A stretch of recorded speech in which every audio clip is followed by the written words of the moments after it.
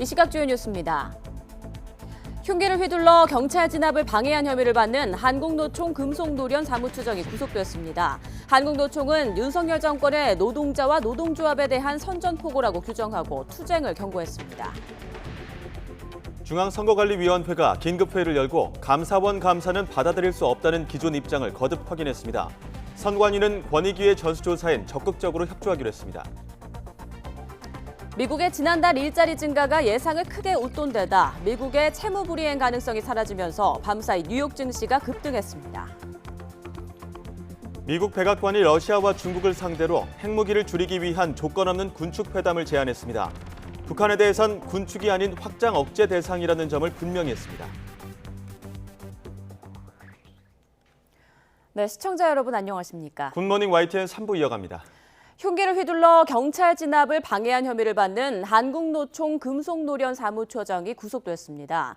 광주지방법원 순천지원은 특수공무집행방해 치상 등의 혐의를 받는 김준영 사무처장의 구속영장을 발부했습니다. 재판부는 범죄의 중대성에 비춰 김 사무처장이 도주할 우려가 있다며 영장을 발부했습니다. 김 사무처장은 지난달 31일 전남 광양제철소 앞 도로에 설치된 철제 구조물에서 농성을 벌이다 진압에 나선 경찰관에게 둔기 등을 휘둘러 다치게 한 혐의를 받고 있습니다. 경찰 진압 과정에서 김 사무처장은 진압봉에 맞아 머리를 다쳐 병원에서 치료를 받았습니다. 앞서 경찰은 김 사무처장과 함께 농성을 벌이며 경찰 진압을 방해한 혐의를 받은 한국노총 금속노련 김만재 위원장에 대해 영장을 신청했지만 기각됐습니다. 사무처장이 구속된 직후 한국노총은 윤석열 정권의 노동자와 노동조합에 대한 선전포고라고 격분했습니다. 한국노총은 성명을 내고 윤석열 정권의 선전포고이며 과거 공안 정권으로의 회귀 신호탄이라고 반발했습니다. 이어 말로는 대화하자면서 뒤로는 노동자들에게 막무가내 폭력을 행사하는 정부에게는 대화 의지가 없다고 판단하며 한치의 물러섬 없이 싸울 거라고 경고했습니다. 네, 이처럼 노조와 경찰의 한치 양보 없는 대치가 이어지면서 집회 현장마다 긴장감이 고조되고 있습니다. 최근 건설노조 고 양회동 씨 분향소를 강제 철거한 경찰은 민주노총 간부들을 줄 소환하고 조합원 20여 명을 무더기 입건했습니다. 노조는 엄연한 공권력 남용이라며 법적 대응으로 맞서겠다는 계획입니다. 강민경 기자가 보도합니다. 이태의 민주노총 부위원장이 서울 중부경찰서 문을 나섭니다. 지난달 중순 민주노총이 주도한 정부규탄 결의 대회와 관련해 경찰 조사를 받고 나오는 길입니다. 도로를 무단으로 점거하고 경찰의 해산 명령에 응하지 않은 혐의를 받습니다.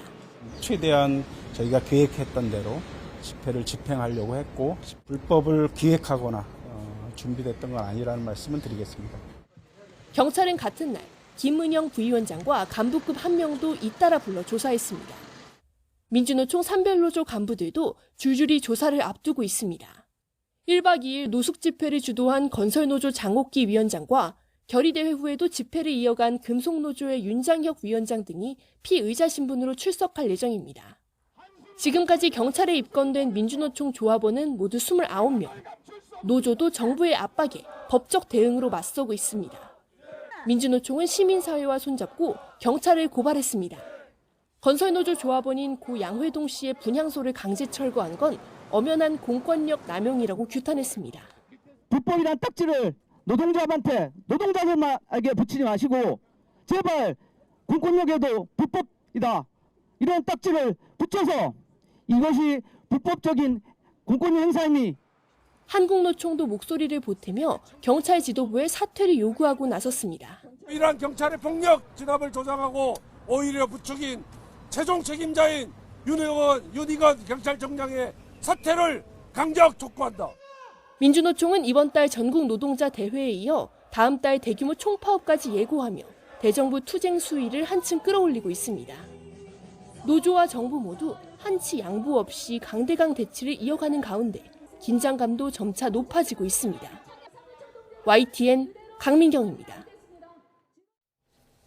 중앙선거관리위원회가 자녀 특혜 채용 의혹 등에 대한 국민권익위원회의 전수조사는 수용하지만 감사원이 진행하는 감사는 받아들이지 않겠다는 입장을 고수했습니다.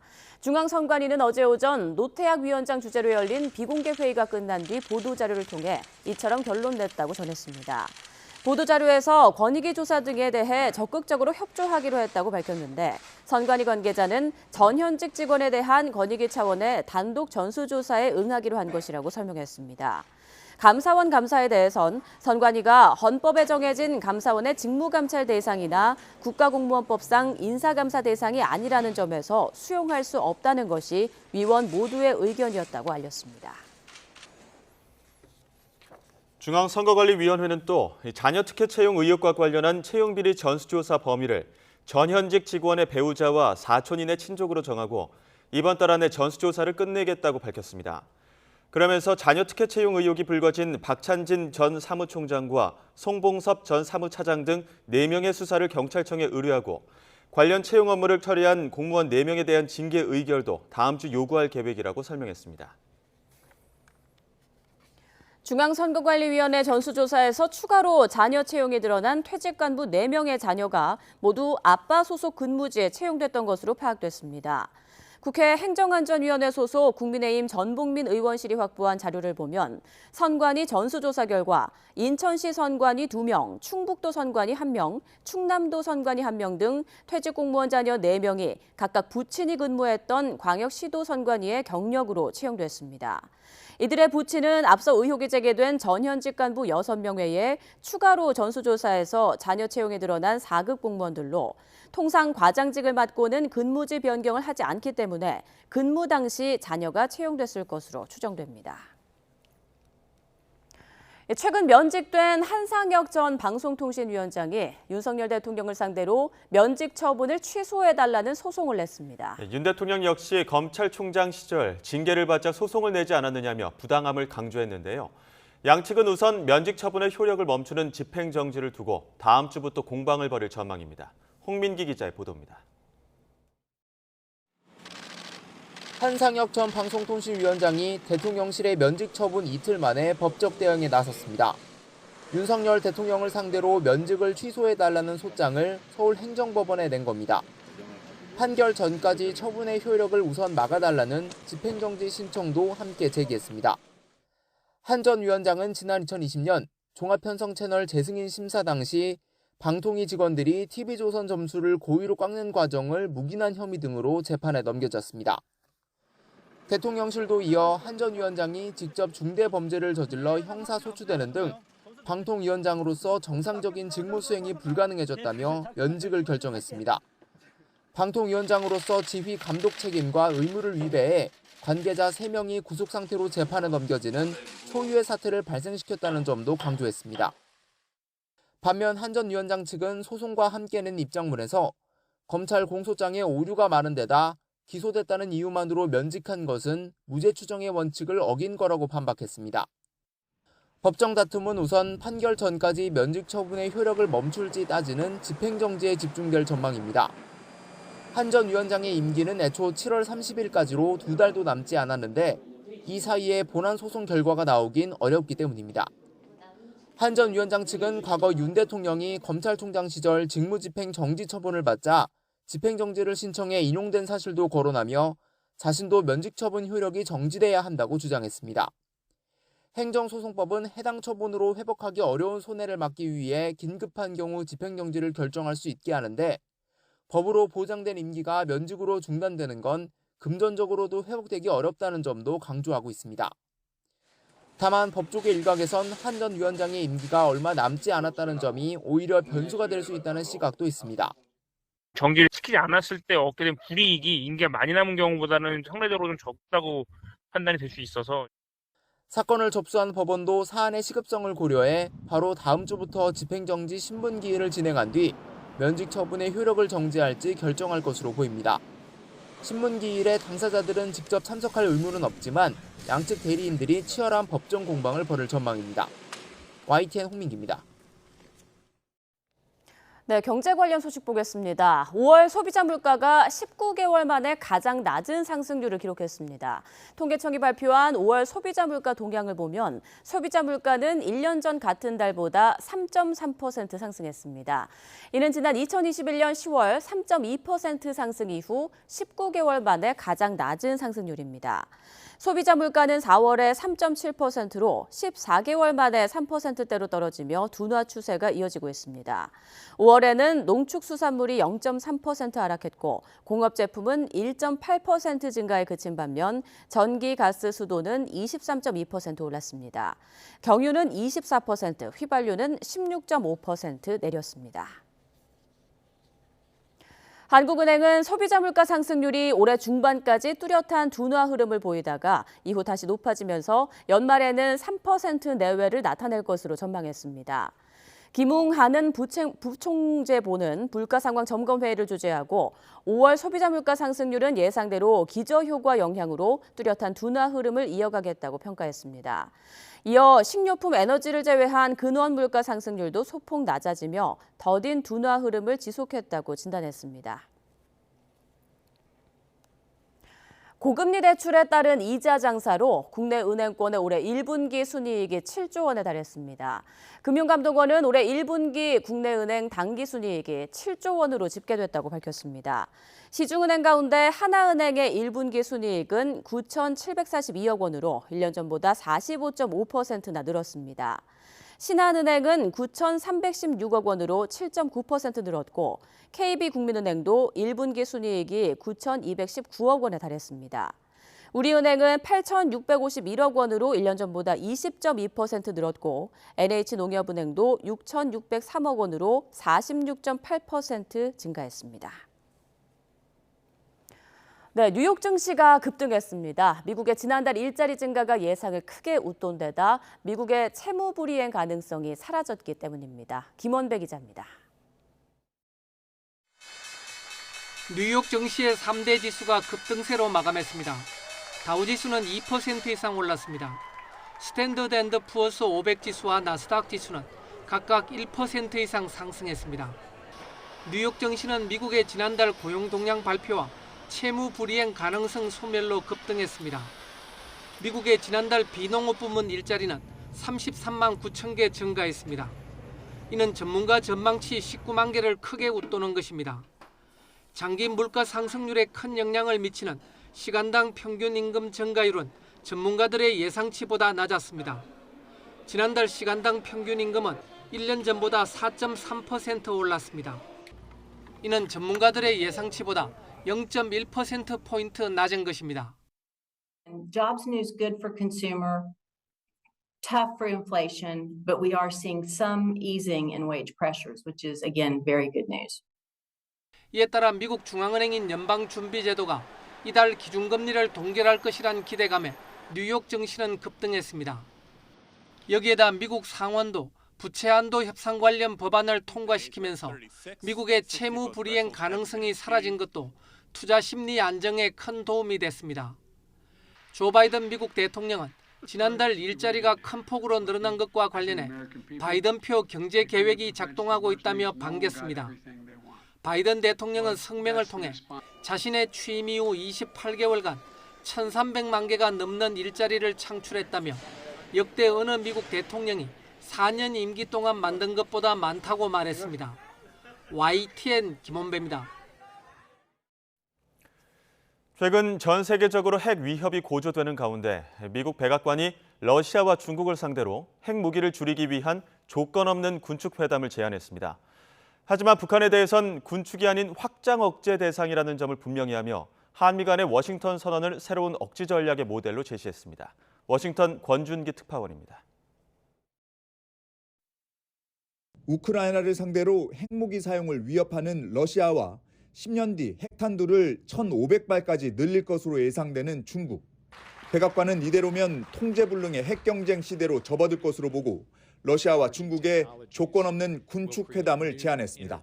What our president would call an inflection point in our nuclear stability and security. We have stated our willingness to engage in bilateral arms control discussions with Russia and with China without preconditions. 백악관은 북한과 이란도 러시아, 중국과 함께 핵 위협을 고조시키는 나라로 지목했습니다. 특히 북한은 스스로를 핵보유국으로 천명하며 핵 확산 금지 조약을 위반한 데 이어 전례 없는 횟수의 미사일 도발을 이어가고 있다고 비판했습니다. Kim Jong-un declared that he aimed to have, quote, the world's most powerful nuclear arsenal. announcing plans to ramp up the development of everything from tactical nukes to ICBMs to unmanned underwater nuclear weapons. 다만 북한은 러시아, 중국과 달리 군축 협상이 아닌 확장 억제 대상이라는 점을 분명히 했습니다. 미국의 핵 역량을 강화해 힘으로 핵무기 사용을 억누르겠다는 겁니다. 그러면서 바이든과 윤석열 대통령이 합의한 워싱턴 선언을 새로운 억지 역량 강화의 모델로 내세웠습니다.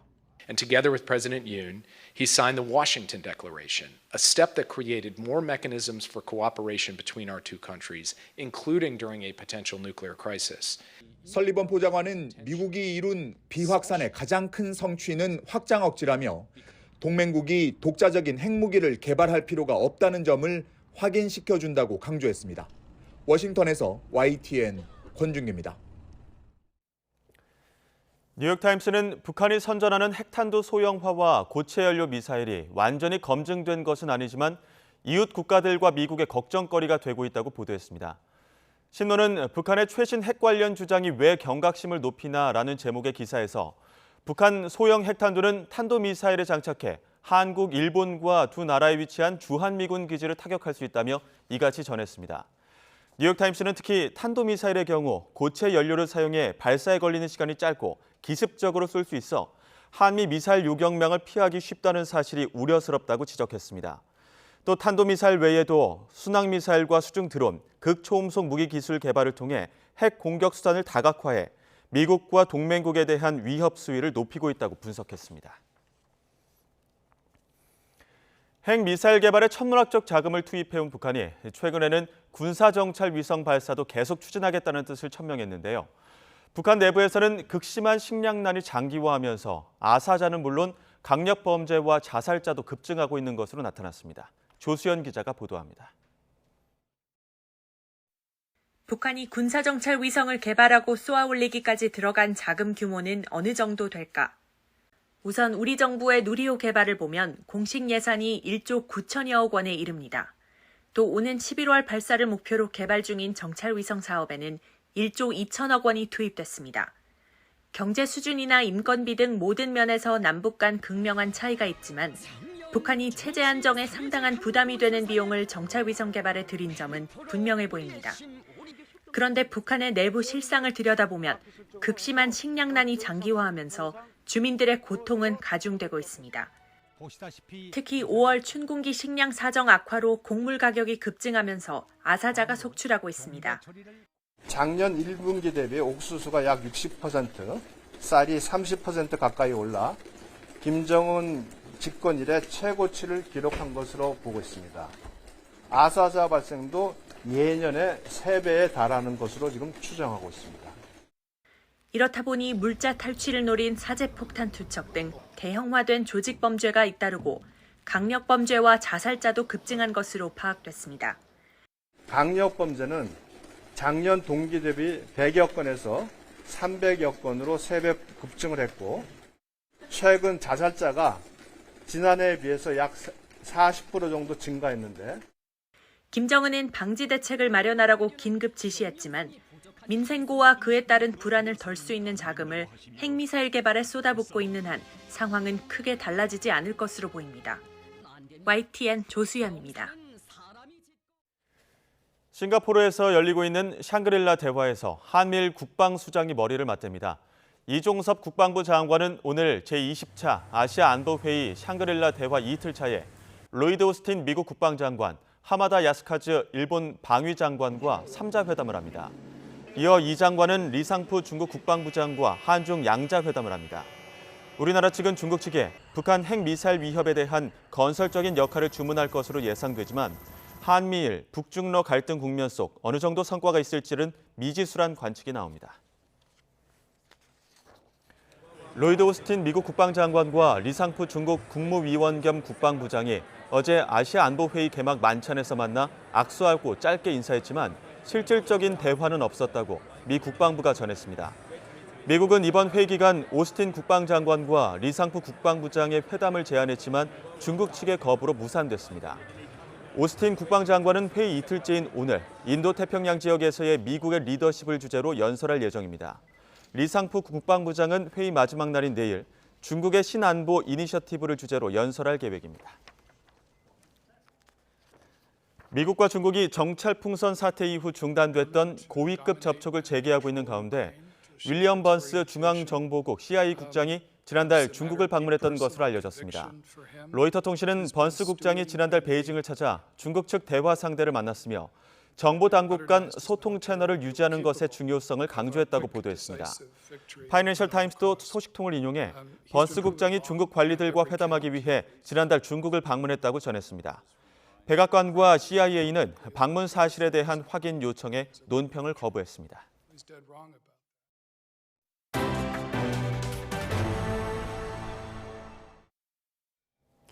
6조 원대 상속세를 고민하던 고 김정주 넥슨 창업자 유족이 4조 7천억 원어치 주식을 현금 대신 상속세로 내 눈길을 끌고 있습니다. 갑자기 우리나라 최대 게임사의 2대 주주가 된 정부. 지난해 우리나라 총 상속세 수입의 60% 수준인 이 주식을 어떻게 처리할까요? 이승은 기자가 알아봤습니다. 지난해 말 기준 자산 총계 15조, 매출 4조 4천억 원에 이르는 우리나라 최대 게임사 넥슨. 지난 2월 정부가 넥슨 지주사 NXC의 2대 주주가 됐습니다.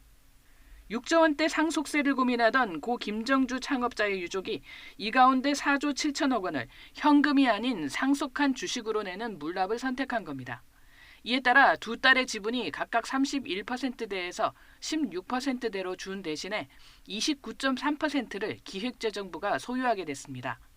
고인의 배우자 유정현 이사의 지분율은 34%로 그대로입니다. 유족 지분은 70% 정도로 줄었지만 안정적 경영권 행사가 가능한 지분율입니다.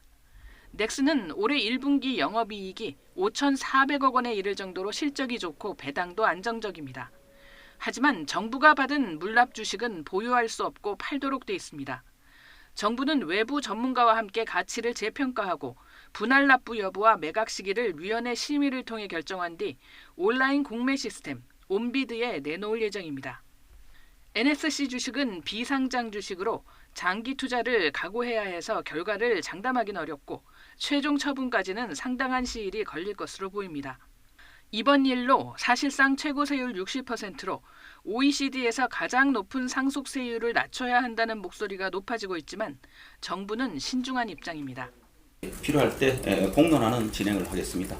그렇다고 해서 지금 우리가 금년도 세제 개편에 확정적인 상속세 정외세 개편안을 담아간다 이렇게 하기는 조금 이르지 않을까 싶습니다. YTN 이승은입니다.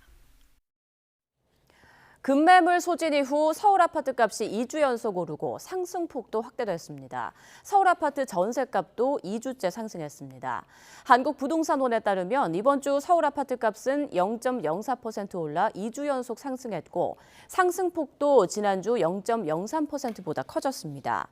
구별로는 동대문, 은평, 서대문, 영등포구 아파트값이 이번 주에 하락 행진을 멈췄고 성북구는 상승 전환했습니다. 또 강남 서초, 송파, 강동 등 강남 4구는 강세가 지속됐고 동작, 마포, 용산, 중구 등도 상승세가 이어졌습니다. 응급 환자가 치료할 병원을 찾아 헤매다 구급차 안에서 숨지는 안타까운 일이 반복되고 있습니다. 여당과 정부는 경증 환자를 빼서라도 응급 환자를 의무적으로 받도록 하겠다고 밝혔는데 현장 의사들은 실효성이 낮다고 지적합니다. 신윤정 기자입니다. 교통사고를 당한 70대 남성과 건물에서 떨어진 10대 여학생이 구급차를 타고 2시간 넘게 헤매다 수술할 병원을 못 찾고 잇따라 숨졌습니다. 의사와 병상이 부족하고 응급실에 경증 환자가 많은 데다 119 구급대와 병원 간 정보가 공유되지 않은 게 공통 원인으로 지적되고 있습니다. 지금 구급대원도 병원도 공감하는 근본적인 문제는 응급실에 응급하지 않은 환자가 너무 많다는 것이고 비응급 환자가 많다 보니 진짜 긴급 응급 환자를 수용할 자리가 없고요.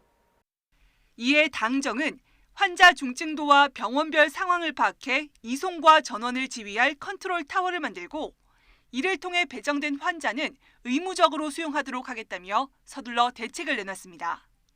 병상이 없는 경우에는 의무적으로 경증 환자를 빼서라도 배정을 확보할 수 있도록 의무화하기로 했습니다. 그러나 중환자실이나 응급실 의료진 부족에 시달리는 현장에선 실효성에 의문을 제기합니다. 응급실과 수술실, 중환자실의 상황을 실시간으로 취합하기는 사실상 불가능한 데다 제가 응급실에서 일을 하면서 중환자실에 환자를 올려보낼 때도 중환자실에 직접 전화를 해서 물어봐야 합니다. 왜냐하면 전산상으로는 비어 있는데 그 자리가 수술하고 나올 사람 자리인지 병원 정보를 실시간으로 업데이트를 하려면 병원마다 그거 입력하는 사람만 2~3명이 24시간 있어야 돼요. 경증 환자 기준이 명확하지 않은 상황에서 가려받거나 빼기가 쉽지 않다고 지적합니다. 딴 데로 가시오라고 했을 때 나중에 경과가 나빠지게 되면은 그러한 문제들은 누가 더 책임을 질 것이냔 말이죠. 보건복지부는 권역 응급의료센터를 확충하는 응급의료 대책을 앞서 발표했지만 지금도 제 기능을 못하는 상황을 고려하면 오히려 선택과 집중이 필요하다는 조언입니다. 인력과 시설과 장비가 집중되어야 의미가 있습니다. 외상센터가 외상센터로서 기능하려면 하루에 60명에서 80명이 스탠바이를 하고 있어야 돼요. 이와 함께 의료진들이 필수 응급의료 현장을 떠나지 않도록 강도 높은 지원책과 함께 의사수 확대 등 중장기적인 대책 마련도 더 늦출 수 없다는 목소리가 커지고 있습니다. YTN 신윤정입니다. 중학생 조카에게 문자 메시지를 보내 정서적으로 학대한 혐의로 재판에 넘겨진 이모에게 유죄가 선고됐습니다. 인천지방법원은 아동복지법상 아동학대 혐의로 기소된 A씨에게 벌금 200만 원을 선고했습니다. A씨는 지난해 3월 말 조카에게 중2가 버르장머리 없이 행동하지 말아라, 너 같은 건 인간이 아니다 등의 문자를 보내 정서적으로 학대한 혐의로 재판에 넘겨졌습니다. SNS로 유명 뮤지컬 배우 마이클 리를 사칭해 팬들에게 돈을 갈취하는 사건이 발생해 경찰이 수사에 나섰습니다. 경기 안양동안경찰서는 지난달 30일 마이클 리를 사칭하는 SNS 계정으로부터 수억 원을 뜯겼다는 내용의 고소장을 접수하고 수사에 착수했습니다. 경찰 조사에서 피해 여성 A씨는 석 달 전쯤 자신을 마이클 리라고 소개하는 SNS 계정으로부터 메시지를 받고 연락을 주고받아왔다고 진술했습니다. 일정 기간 대화를 이어온 뒤 해당 계정주는 세금 미납 등으로 경제적 어려움을 겪고 있다며 돈을 빌려달라고 요구했고 3차례에 걸쳐 1억 9천만 원을 송금했다고 밝혔습니다. 경찰은 이 사건을 전형적인 로맨스 스캠으로 보고 해당 계정에 대한 압수수색 등을 진행할 방침입니다. 온라인 앱으로 만난 또래 여성을 살해하고 시신을 유기한 혐의로 구속돼 신상이 공개된 정유정이 검찰에 송치됐습니다. 범행 이후 처음 언론의 모습을 드러낸 자리에서 유족에게 사과했지만 구체적인 범행 동기와 과정 등에 대해선 말을 아꼈습니다. 김종호 기자입니다. 경찰서 유치장을 나서면서 처음 공개된 정유정. 검은색 모자를 눌러쓰고 마스크까지 착용해 얼굴을 감췄습니다. 피해자를 살해한 동기와 범행 대상으로 삼은 이유를 물었더니 미리 준비한 듯한 말로 입을 엽니다. 피해 여성을 범행 대상으로 특정한 이유가 뭔가요? 피해자와 유가족들에게 정말 죄송합니다. 뒤이은 질문에도 직접적인 답을 피했고 제정신이 아니었던 것 같습니다. 죄송합니다. 더는 질문을 받지 않으려는 듯 방송에 자주 등장하는 말로 선을 그었습니다. 할 말이 없습니다. 죄송합니다. 검찰 조사에서 성실히 조사에 임하겠습니다. 지난달 26일 앱으로 알게 된 또래 여성을 잔인하게 살해하고 시신을 유기한 혐의를 받는 정유정. 경찰은 이튿날 새벽 긴급 체포 이후 일주일 수사 끝에 신병을 검찰에 넘겼습니다. 애초 우발적 범행을 주장하던 정유정은 최근 경찰 조사에서 살인을 해보고 싶었다는 말로 계획적 범행을 실토했습니다. 이에 따라 부산경찰청은 신상정보 공개심의위원회를 열어 범죄의 중대성과 잔인성이 인정되고 유사 범행에 대한 예방 효과 등 공공이익을 위한 필요가 크다며 신상 공개를 결정했습니다. 경찰 관계자는 이번 사건이 첫 범행으로 보인다고 설명했는데 검찰 수사에서 다른 혐의가 포착될지 주목됩니다. YTN 김종호입니다.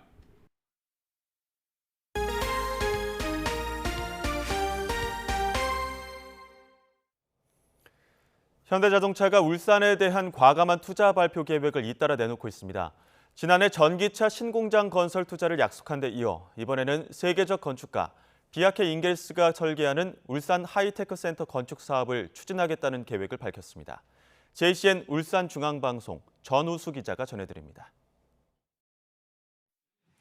현대자동차가 전기차 사업 추진에 이어 울산 하이테크 센터 건축 사업 설명회를 개최했습니다. 울산 시민이 잘 먹고 잘 살았으면 좋겠다라고 얘기하셨는데 거기에 호응하는 큰 이 사업인 것 같습니다. 앞으로 미래에 대해서 우리가 먹거리를 준비하고 있다는 것에 대해서는 울산시에 또 큰 도움이 될 거라고 생각하고. 울산 하이테크 센터는 첨단 기술 기반 차량의 진단과 고객 체험, 맞춤형 시승 등 미래 친환경 모빌리티 복합 서비스 공간입니다. 남구 여천동 여천오거리 인근 부지 10,000제곱미터, 연면적 53,000제곱미터 규모로 내년 상반기 착공해 오는 2027년 문을 열 예정입니다. 사업비만 2,500억 원에 달합니다. 특히 이번에 추진하는 센터는 덴마크 출신으로 2016년 미국 타임즈가 선정한 세계에서 가장 영향력 있는 100인 중 한 명인 세계적 건축가 비아케 잉겔스가 설계를 맡습니다. 세계적 유명 건축가의 작품이 전무한 울산시의 주요 상징 시설물이 될 것으로 기대를 모으고 있습니다. 울산시는 그동안 대기업의 서비스 체험 시설 등이 본사가 밀집한 수도권에 주로 투자되는 아쉬운 상황에서 현대차가 자동차 산업 본고장인 울산의 위상과 역사에 걸맞는 과감한 센터 투자를 결정한 데 대해 크게 환영하고 있습니다. 울산 하이테크 센터 사업을 설명을 이렇게 듣는 시간이 된 것 같습니다. 시장으로 참으로 뿌듯하다는 말씀을 드리고, 이에 앞서 현대자동차는 지난해 9월 울산시와 울산 전기차 전용 공장 신설 투자 양해각서를 체결했습니다. 총 2조 3천억 원을 투입하는 이 사업은 현대차 울산 공장 내 주행시험장 부지에 지상 4층 규모로 오는 2025년 준공될 예정입니다. 울산시와 현대자동차 간 상생과 발전을 위한 노력이 갈목할 만한 결실로 이어지면서 울산 시민들로부터 박수를 받고 있습니다. JCN 뉴스 전우수입니다. 올봄 변덕스러웠던 날씨로 제주도 메밀 농가들의 피해가 컸는데요. 날씨 변화에 강한 토종 메밀은 1년에 한 차례만 재배할 수 있고 봄, 가을 재배가 가능한 수입종은 날씨 변화에 약한 게 문제입니다. 이 문제를 해결할 국내 육성 품종이 재배 면적을 늘려가고 있습니다. KCTV 뉴스 김수현 기자가 현장에 다녀왔습니다. 하얗게 핀 메밀꽃이 들판을 가득 메웠습니다. 국산 메밀 품종 보급을 위해 조성된 재배단지입니다. 이곳에서 재배되는 국내 육성 품종인 양절 메밀은 올가을부터 종자용으로 농가에 보급됩니다. 기존에 그 농가에서 재배하고 있었던 품종들은 재래종 메밀은 가을 생태형으로 가을에만 재배가 됐었는데, 그래서 농가에서는 이기작이 가능한 그 외래종 품종들을 사용하고 있어서 저희가 이제 이 이기작이 되는 양절 품종을 선발해서 그 농가에게 보급을 하려고 이런 채종단지 사업을. 제주도 내 메밀 농가 가운데 국내 육성 품종을 사용하는 비율은 지난 2020년 0.9%에서 지난해 11.7%로 늘었습니다. 농업기술원은 본격적인 종자 보급 사업을 통해 2025년까지 점유율을 50%로 확대한다는 계획입니다. 양절 메밀의 품질이나 생산량이 기존 재래종이나 외래종 메밀보다 훨씬 우수한 것으로 확인되면서 농가의 호응도 높아지고 있습니다. 비나 냉해에도 어느 정도 성장이 보장되고 그 수확량도 외래종에 비해서 수확량도 보장되기 때문에 이걸로. 농업기술원과 국립식량과학원은 양절 메밀과 더불어 기후변화에 강한 국내 메밀 품종을 추가로 육성하고 있습니다. 저온이나 습한 날씨에 더 잘 견디고 병해충에도 강한 품종들을 육성 중인데 수년 내로 농가에 보급이 가능할 것으로 보입니다. 이산기후가 많이 되잖아요. 그렇다 보니까 재배 안전성이 높은 품종하고 또 가공하는 쪽에서는 다양한 품질 요구도가 높잖아요. 기능성이 높거나 그다음에 가공 쌀 비율이 높은 그런 품종 선호도가 높다 보니까 수량과 품질이 우수한 국내 품종 공급을 통해 메밀이 제주 특화 작물로 거듭날 수 있을지 주목됩니다. KCTV 뉴스 김수연입니다. 세계 3대 콩쿠르 중 하나로 꼽히는 퀸 엘리자베스 콩쿠르에서 우리 성악가 3명이 현재 결선을 치르고 있습니다. 우리 시각으로 내일 오전에 결과가 나오는데 지난해에 이어 또 한국인 우승자가 탄생할지 관심이 쏠리고 있습니다. 신웅진 기자의 보도입니다. 퀸 엘리자베스 콩쿠르 결선에 오른 12명 중 남성은 3명, 바리톤 다니엘 권과 김태한, 베이스 정인호로 모두 한국인입니다.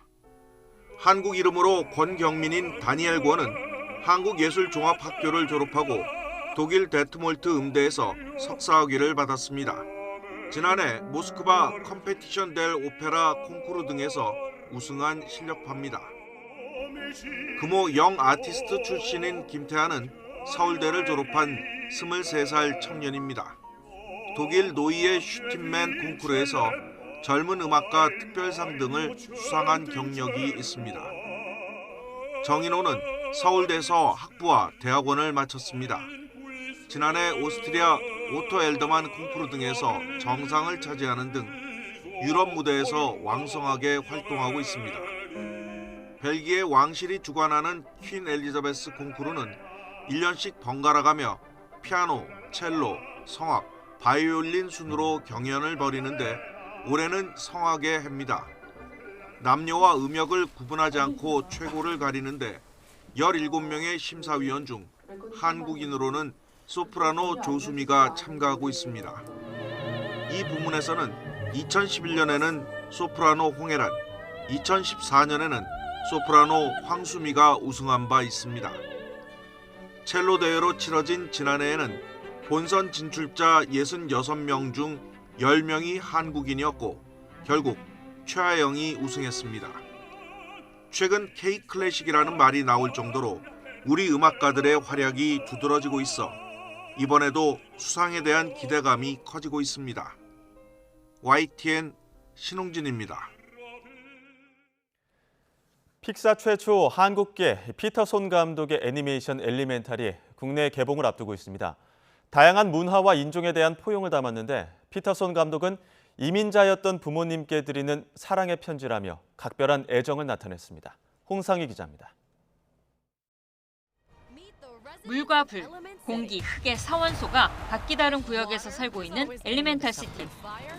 아버지의 가게를 물려받을 준비에 한창인 열정적인 엠버는 어느 날 수도관이 새면서 감성적이고 다정한 웨이드를 만나게 됩니다. 원소끼리는 섞일 수 없다는 불문율에도 엠버와 웨이드는 서로 다른 매력에 이끌리고 전혀 새로운 케미스트리를 만들어갑니다. 픽사 최초 한국계 피터손 감독이 구타이노 이후 7년 만에 엘리멘탈로 관객들을 만납니다. 서로 다름 속에서 정체성을 찾아 나가는 엘리멘탈은 1960년대 말 미국으로 이민와 자식을 위해 평생을 희생했던 부모님께 바치는 러브레터이기도 합니다. My father started a grocery store there in New York, and compassion that my father showed all the different diverse communities really impacted me, and I was trying to showcase the value of that diversity in the film. 인종과 문화의 차이에서 오는 갈등뿐 아니라 아버지에게 인정받으려는 엠버의 모습. 부모와 다른 꿈을 꾸는 세대 간 갈등과 극복의 과정도 자신의 경험을 통해 위트 있게 담아냈습니다. And my 할머니, before she passed away, she was like, 한국 여자하고 결혼해. And then she passed away, and me, my cousins, we're all we heard this, and I felt a lot of pressure, but I fell in love with someone that wasn't. 고등학교 수업 시간 다양한 원소의 주기율표에서 착안해 나를 구성하는 엘리먼트를 찾고자 했다는 피터손 감독은 한국인의 정서인 한과 가족의 확장을 담은 작품을 구상하고 있다고 말했습니다. The Han concept is such a powerful concept that growing up I didn't understand it, and the more I grew up, the more I tried to really, and it's everywhere. 칸 국제영화제 폐막작으로 선정되기도 했던 엘리멘탈은 물과 불의 만남이라는 기발한 상상력으로 픽사 최고의 작품이라는 호평을 받기도 했습니다. 특히 이채현, 김혜숙, 아놀드 문 등 실력파 한국계 애니메이터들이 참여해 살아 숨쉬는 캐릭터를 만들어냈습니다. YTN 홍상입니다. 부산국제영화제는 어제 이사회를 열어 허문영 집행위원장의 사표를 수리하고 문제 해결을 위한 혁신위원회를 구성하기로 했다고 밝혔습니다. 부산국제영화제 이사회는 사퇴 의사를 밝힌 허 집행위원장에게 지속적으로 복귀를 요청해왔지만 이번 이사회에서 사표를 수리하고 영화제의 새로운 방향을 논의할 혁신위원회 구성 계획을 가결했습니다. 허 집행위원장의 사표가 수리되면서 올해 부산국제영화제는 남동철 수석 프로그래머 중심의 대행체제로 치러지게 됩니다. 앞서 허 집행위원장은 지난달 9일 임시 이사회 및 총회에서 공동위원장 직제가 신설돼 조종국 운영위원장이 위촉되자 사의를 표명했습니다. 인도 북동부 오디샤주에서 열차 충돌 사고로 120여 명이 숨졌습니다. 로이터와 AP통신 등은 어제 오후 7시 20분쯤 주도 부바네스와르에서 200km 떨어진 지점에서 승객을 태운 열차가 화물차와 충돌한 뒤 일부 객차가 탈선했다고 보도했습니다. 이 사고로 120여 명이 목숨을 잃었고 부상자는 800여 명이 넘는 것으로 알려졌습니다. 스페인 가톨릭 교회에서 지난 80년 가까이 사제를 비롯한 교회 관계자들에게 성적으로 학대당한 미성년자가 900명이 넘는다는 조사 결과가 나왔습니다.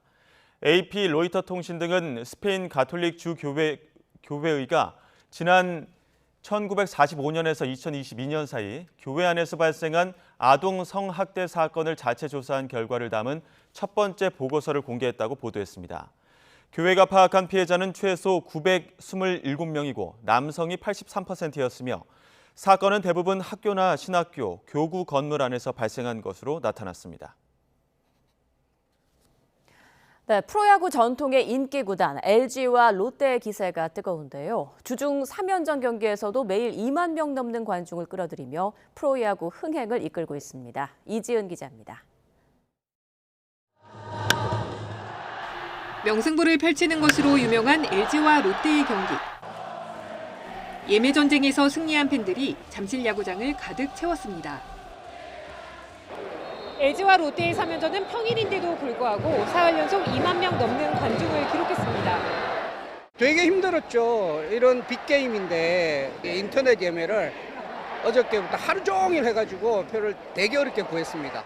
아무래도 LG 롯데전이 전통적인 그런 응원 문화가 잘 발달돼 있어가지고 한번 와보고 싶다 했는데 좋았던 것 같아요. 평균 16,000명. 독보적인 관중 동원 1위인 선두 LG 팬들이 뜨거운 응원을 펼칩니다. 뜨겁죠. 가슴이 뜨겁고 뭉클해요. 그리고 마지막에 이제 저희 팀 이제 다 같이 응원을 하고 하는 그런 큰 함성 소리 들으면은 되게 이분들 때문에 제가 야구를 하고 있다고 생각을 하고. 만만치 않은 화력을 자랑하는 롯데 팬들. 홈팀과 원정팀의 차이가 느껴지지 않을 정도입니다. 지난달에는 수원과 고척 경기도 매진시켰습니다. 선수들은 진짜 응원을 먹고 산다고 하잖아요. 진짜 그런 것 같고 상대팀한테 미안할 정도로 너무 많은 팬들이 찾아와 주시는데 정말 큰 힘이 되는 것 같습니다. 굳건한 3강 체제를 구축한 인기 구단 LG와 롯데의 상위권 싸움. 이번 시즌 야구 팬들에게 큰 즐거움을 안겨주고 있습니다.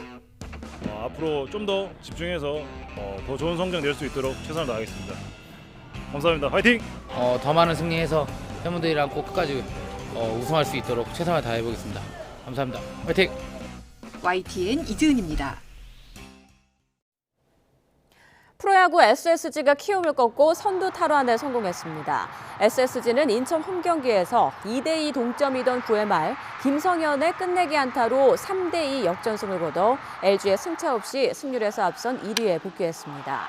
롯데는 안타 19개를 몰아쳐 기아를 14대2로 완파했고 7회 5점을 뽑은 두산도 KT를 역시 10대1로 크게 눌렀습니다. NC는 LG를 또 삼성은 한화를 각각 꺾고 1승씩을 챙겼습니다. 어제 저녁 8시쯤 중부고속도로 서울 방향 인천 나들목 인근을 달리던 고속버스가 앞서가던 승합차 등 2대를 들이받았습니다. 이 사고로 승합차에 타고 있던 운전자와 동승자 2명이 경상을 입고 병원에 옮겨졌습니다. 또 사고 처리 여파로 인근 3km 구간에 30분 정도 정체가 빚어졌습니다. 경찰은 고속버스 운전자의 전방주시 태만으로 사고가 난 것으로 보고 정확한 사고 경위를 파악하고 있습니다. 어제 오후 1시 반쯤 강원도 철원군 서면 자등리의 오스관로 매설공사 현장에서 60대 남성이 철근에 깔려 숨졌습니다. 이 남성은 심정지 상태로 병원에 옮겨졌지만 끝내 숨졌습니다. 경찰과 고용노동부는 목격자와 시공업체를 대상으로 사고 경위와 함께 중대재해처벌법, 산업안전보건법 위반 여부 등을 조사하고 있습니다.